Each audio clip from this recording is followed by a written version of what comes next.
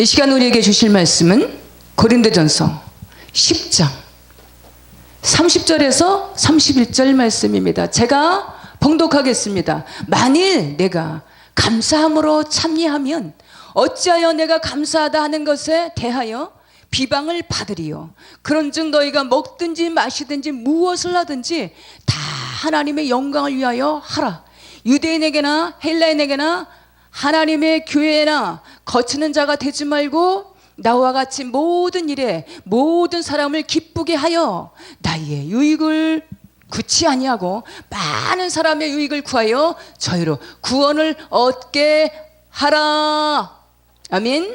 이 시간 말씀은 고린도전서 10장 30절에서 31절 33절의 말씀입니다. 말씀의 제목은 무엇을 하든지입니다. 누가복음 12장에 보면 또 내가 내 영혼에게 이르되 영혼아 여러 해 쓸 물건을 많이 쌓아 두었으니 평안히 쉬고 먹고 마시고 즐거워하라 하리라 하되 하나님이 이르시되 어리석은 자여 오늘 밤에 내 영혼을 도로 찾으리니 그러면 내 준비한 것이 네 것이 되겠느냐 하셨으니. 아멘. 우리의 생사복이 하나님께 있습니다. 나를 사랑하는 자들이 나의 사랑을 입으며 나를 간절히 찾는 자가 나를 만날 것임이라. 하나님을 가장 사랑하시고 먹든지 마시든지 무엇을 하든지 다 하나님의 영광을 위해서 하시는 지혜롭고 복된 심령들, 저와 이 방송을 시청하시는 모든 귀한 심령들 다 되시기를 축복합니다.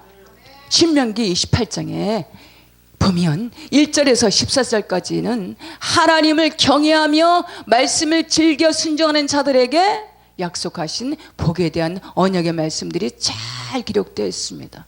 반대로 15절부터 마지막 절까지는 하나님의 말씀을 거역하고 불순종하는 인생들에게 보호하시는 책망의 말씀들이 잘 기록되어 있습니다. 하나님을 경외하고 말씀에 즐겨 순종하는 사람은 평안과 하는 일이 잘 되고 성공하게 되고 자손들이 잘 되고 형통케 하신다는 언약의 말씀들이 상세하게 기록되어 있습니다. 그러나 하나님의 말씀을 거역하는 인생들에게는, 불순종하는 인생들에게는 건강도 가정도 사업도 흔들리게 된다라는 것입니다. 하나님 중심, 말씀 중심, 예배 중심으로 하나님의 영광에 살아갈 때에 절대 넘어지거나 쓰러지거나 망하거나 수치를 당치 않게 하시고 은혜와 평강 가운데 이끄시고 임마누엘로 함께 하시는 것을 믿으시기 바랍니다. 사계절이 있는 우리나라는 삼면이 바다로 둘러싸여 있어서 해마다 태풍이 있습니다. 그러나 이 폭풍이 태풍이 물려와도 절대 쓰러지지 않는 나무가 있는데 그것은 뿌리가 깊은, 뿌리가 견고한 나무입니다. 이와 반대로 뿌리가 깊지 않은 나무는 어느 순간 그 태풍과 폭풍에 휩쓸려서 뽑히고 만다라는 것입니다. 우리의 삶도 때로는 어느 순간 시리에 빠지고 지치고 낙심하고 낭망할 때도 있지만 믿음의 뿌리가 깊은, 믿음의 뿌리가 견고한 사람은 넘어져서 엎드러지거나 쓰러지거나 망하지 않게 하십니다. 6번 넘어져도 7번 일어나게 되어 있습니다. 넘어지되 아주 엎드러지지 않는 것은 여호와께서 붙드심이라. 옥스퍼드의 유명한 역사 학자 아놀드 토인비 박사는 이 지구상에 21개의 문명 가운데 19개의 문명이 파괴되고 마지막엔 2개가 남게 될 것이라고 말했습니다. 그것은 무신론과 유신론의 역사인데 이것은 무신론과의 신과의 대결이라고 하였습니다. 이것은 지구상의 수많은 이방신들은 다 소멸하고 하지만 하나님의 말씀을 가진 자들만이 남게 될 것이라고 말했습니다. 이 지구상에서 가장 가치 있고 소중한 것은, 참되고 진실된 것은 영원히 쇠하지 않고 변하지 않는 것이 있는데 그것은 바로 예수 그리스도를 향한 믿음입니다. 믿음의 결국은 곧 영생이니라. 디모데후서 4장에 보면 내가 선한 싸움을 싸우고 나의 달려갈 길을 마치고 믿음을 지켰으니, 믿음은 계속해서 성장해야 하고 성장해야 하며 믿음은 지켜야 하는 줄 믿습니다. 에베소서 4장에 보면 우리가 다 하나님의 아들을 믿는 것과 아는 일에 하나가 되어 온전한 사람을 이루어 그리스도의 장성한 분량에 충만한 데까지 이르르니, 믿음의 성장은 이만하면 됐지 됐다 섰다 이루었다는 없습니다. 아는 것과 믿는 일에 하나 되어서 온전한 사람을 이루어 장성한 분량에 이르라는 것은 계속해서 날마다 믿음의 성장을 의미하는 것입니다. 믿음의 대상은 예수 그리스도로 평생의 이 불완전한 세상에서, 죄악된 세상에서 쉬지 말고 끊임없이 성장하라라는 것입니다. 끝까지 믿는 자를 보겠느냐, 이렇게 끊임없는 믿음의 성장을 지켜야 하는 힘은, 이런 에너지는 우리에게는 없습니다. 우리 인생들의 지혜나 지략이나 힘과 에너지로는 믿음을 성장시킬 수도 없고 지켜낼 수도 없다라는 것입니다. 스가랴서 4장에 보면 만군의 여호와께서 말씀하실 때 이는 힘으로도 능으로도 되지 아니하고 오직 나의 신으로 되느니라. 오직 여호와의 신으로, 오직 성령의 충만케 하심으로 성장케 하시고 지켜나가게 되는 줄 믿습니다. 창세기 12장에 보면 여호와께서 아브라함에게 이르시되 너는 너의 고향과 친척과 아버지 집을 떠나 내가 내게 보여줄 땅으로 가라. 내가 너로 큰 민족을 이루고 내게 복을 주어 내 이름을 창대하게 하리니 너는 복이 될지라. 너를 축복하는 자에게는 내가 복을 내리고 너를 저주하는 자에게는 내가 저주하리니 땅의 모든 족속이 너로 말미암아 복을 얻을 것임이라 하신지라. 여기에서 복에 대한 말씀이 여러 번 언급해서 반복해서 언급되어 강조되어 기록되어 있는데, 이 첫 번째의 복의 의미는 복을 주시겠다라는 의미고, 두 번째의 복의 의미는 복이 되게 하시겠다라는 의미입니다. 이 말씀을 간략하게 해석하면 예수 그리스도를 믿음으로, 복음을 믿음으로 복을 받는다라는 의미입니다. 이 세상에서 가장 귀하고 소중한 것은 믿음의 복, 영적인 복인 줄 믿습니다. 우리는 믿음으로 천국을 향해서 간다는 것을 너무도 잘 알고 있습니다. 그런데 믿음으로 말미암아 우리 자신 자체가 복이 된다라는 것을 잊고 살 때가 많다라는 것입니다. 그러므로 복음은 자신을 복되게 하는 능력인 줄 믿으시기 바랍니다. 복음은 자신을 갇히게 하는 능력, 소중하게 하는 능력, 이 세상을 믿음으로 이기고 승리케 하시는, 잘 되게 하시는 하나님의 능력인 줄 믿으시기 바랍니다. 인류가 대략 68억이라는 헤아릴 수 없는 수많은 인류 중에서 너는 내 것이라 지명하여 우리를 부르신 목적이 무엇일까요? 복의 근원 삼기 위하여 부르신 줄 믿습니다. 복의 근원 삼아 주심에, 하나님의 자녀로 삼아 주심에, 지명하여 불러 주심에 감사하시는 저와 우리 모든 심령들 되시기 바랍니다. 잃어버린 감사, 식어진 감사로, 범사의 감사로 회복하시는 이 시간 되었으면 좋겠습니다. 우리는 저 천국이 보장되어 있는 하나님의 자녀입니다. 우주 전체의 크기는 최대 150억 광년, 최소 137년의 숫자가 나오지 않는 이 지구가 우주에 비하면 작은 점 하나라고 비할 정도로 이와 같이 전 우주를 만드신 분이 바로 우리가 섬기시는 하나님의 아버지신 줄 믿으시고, 지치고 피곤하고 곤비한 자리에서 새 힘을 얻으시기 바랍니다. 우리는 본의 아니게 죄 가운데, 허물 가운데 때론 말씀을 지키지 못함으로 넘어지고 쓰러지고 엎드러질지라도 주님의 이름을 부르며 손 내미는 자에게, 회개하며 손을 내미는 자에게 보혈로 씻기시고 정결케 하시고 사하시기를 즐기하시는 하나님의 아버지인 줄 믿으시기 바랍니다. 이는 넘어지되 아주 엎드러지지 않는 것은 여호와께서 붙들어 주심이라. 변화의 가능성, 성장의 가능성, 성숙의 가능성, 순종의 가능성을 보시고 우리를 주목하고 계시는 줄 믿습니다. 우리가 주님을 붙드는 것 같지만 실상은 그분이 우리를 붙드시고 인내하시고 오래 참으신다라는 것입니다. 로마서 5장에 보면 우리가 아직 죄인 되었을 때에 그리스도께서 우리를 위하여 죽으심으로 하나님께서 우리에 대한 자기의 사랑을 확증하셨느니라.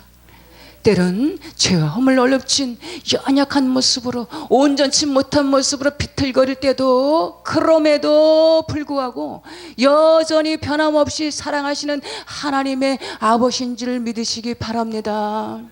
우리를 구속하신 그리스도의 사랑, 속량하신 십자가의 사랑을 다시금 재확신하시고 우리의 삶이 내 뜻이 아닌 아버지의 그분의 뜻을 추구하고 우리 자신을 향하신 아버지의 뜻대로 살아가기를 결단하는 우리 모든 복된 심령들 되시기를 축복합니다. 우리의 삶을 매일매일 같이 겸손하시고 온전하시고 거룩하신 그리스도를 닮아 나가야 되는 줄 믿습니다. 시편 115편에 보면 여호와의 영광을 우리에게 돌리지 마옵소서, 우리에게 돌리지 마옵소서. 주는 인자하시고 진실하심으로 주의 이름에만 영광을 돌리소서. 우리 인생들의 지음받은 목적이 뭘까요? 소리문답 제1번에 보면 하나님을 영화롭게 하며 평생 그분을 즐거워하는 것입니다. 혹여나 하나님께서 받을 영광을 우리 인생들이 받는다면 그것은 인간으로서 하나님의 것을 도적질한다라는 것입니다. 우리가 이 세상에서 존립해야 되는 목적은 모든 것에 하나님의 영광을 드러내며 하나님을 기쁘시게 하는데, 우리의 삶의 목적과 목표가 되어 살아갈 때 삶의 존재와 의미와 가치를 발견하게 되고 참 행복과 참 기쁨을 누리는 승리의 삶이 되게 하시는 줄 믿으시기 바랍니다. 마태복음 10장 31절에 보면 그런즉, 본문 31절에 보면 그런즉 너희가 먹든지 마시든지 무엇을 하든지 다 하나님의 영광을 위하여 하라. 하나님을 기쁘시게 하면 자신에게 반드시 기쁨을 얻게 됩니다. 하나님을 기쁘시게 하면 은혜와 평강이 임하시는 것을 믿으시기 바랍니다. 하나님의 영광을 위한 삶은 반드시 보람과 가치와 풍성한 열매를 맺게 하시는 줄 믿으시기 바랍니다.